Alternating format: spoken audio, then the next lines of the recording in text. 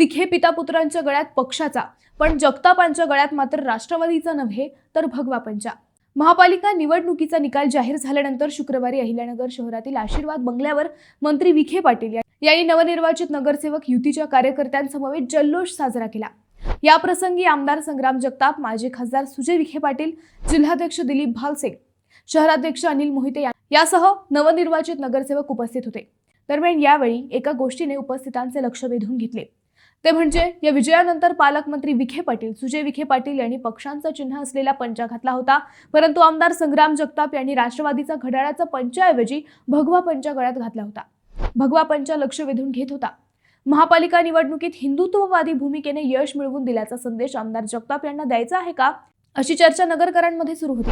दरम्यान सध्या आमदार जगताप यांची कडवी हिंदुत्वाची भूमिका लोकप्रिय होत आहे। याच मुद्द्याने त्यांना राज्य पातळीवर हायलाइट केली आहे। त्यामुळे आगामी काळात हिंदुत्व स्वीकारणार असा इशारा तर आमदार जगताप यांना द्यायचा होता का, अशी चर्चा नगरकरात होती। मंडळी, तुम्हाला काय वाटतं नक्की कमेंट करा।